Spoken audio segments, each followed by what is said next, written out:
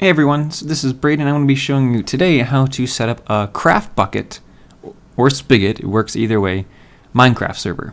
It's a little different than the vanilla Minecraft, which is easy to set up. You just use your normal launcher you get from their website, you just click it and it installs. Craftbukkit allows you to install plugins, and some plugins allow you to do some really cool things, from ingots, emeralds as currency, to toggable bridges, gates, trains even. There's so many different things out there, and without Craftbukkit you can't really have some options. So I'm going to show you how to set up a local one. So this is going to be local to your network, so anyone at home on your Wi-Fi on your LAN can have access to it. It's not a public one. It's the exact same steps to set up a public one. You just have to forward your IP basically. I'll show you that in a separate video. So let's get started. The very first thing what we want to do obviously is get the Craftbukkit that we want. So a quick Google search for Craftbukkit, and it is by Bukkit. You click it. Now for 1.7.2 they don't have a recommended build out right now.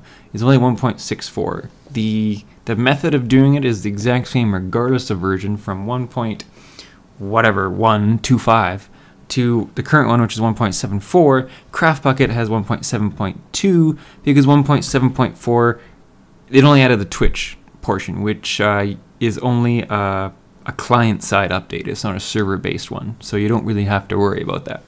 So click on the version that you want. I'm going to be going for the development build of the latest one, and all you do, you hit download, and it might prompt you a little warning here. You hit OK.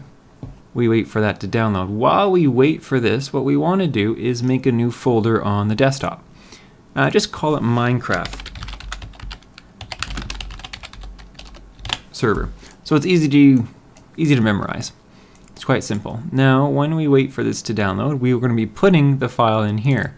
However, in order to actually start the server, we need a Windows file that'll actually run it. So what you want to do is right click and then hit new, and we want text document. So name this one run, and instead of a .txt you want a .bat. And it'll give you this file might become unusable. Yes. So then I'll change the type to Windows batch file. So what we want to do is go into the edit, and it'll open up a notepad. I'll put this in the description. Basically what this is a command that'll ensure that'll basically boot your server. So these ones just ignore. Java, it does require Java to be downloaded. I'll post the 64-bit and the 32-bit links in the description as well. Now this portion is quite critical. Actually, well, all of this is. This identifies the file that it is going to be launching.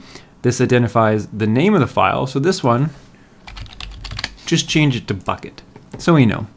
Now this one is going to be the starting, like the minimum and maximum amount of RAM to be used for the server. It's completely customizable. You can go 512, we can go up to a gig. I like to always keep the numbers matching. If you want, like for this one, what I'll do is I'll do 2 gigs. But you can change this. You can go however high that your machine can support. So once it's done, just click save, and now we have that done. So it looks like my download's done. Here it is. Show in folder. And we simply just drag it over to the folder that we made. So now we have Craftbukkit version. We need to rename this to the name that we put in the batch file, so bukkit.jar, and you're basically done. Now what you do is just click on run, and now that'll start loading that jar file, which is actually the entire server. You'll see a bunch of gibberish here. Here you can see it's making the spawn area, and it also loads all the files here. So these are the level seeds for your world and your nether and the end. So once this is done, you can change the settings that you want under the server properties.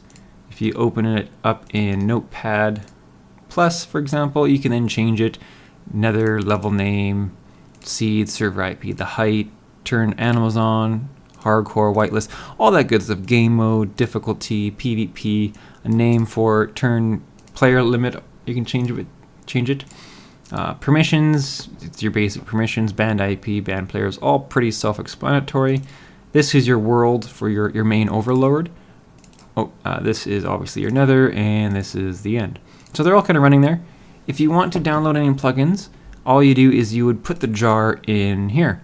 I will do some videos on some specific plugins to kind of show you how to set them up and configure them. If you guys want, do let me know in the comments if you want me to do any plugins and any plugins you want me to do. So now that's everything. Your server is now up. You have to keep this window open. This is the console. Don't close this or your server will turn off. So let's just load my Minecraft and I will show you. Minecraft play, it's 1.7.2. You can set it to 1.7.4 and you can still connect. That's no problem. Multiplayer direct connect. Since this is local, I will just go localhost. And you can see in the console, you can see my name, my local IP, logged in, and the location, and now I am in my Craftbukkit server. Easy as that, and you can start doing whatever you want. So that's how to set up a Minecraft Craftbukkit 1.7.2 and all the previous version servers on your own computer. It's easy, it's quick, and 9 times out of 10 you should never have a problem. If you have any questions, please feel free to post them, and I do want to hear back what plugins you want me to show. Thanks for watching.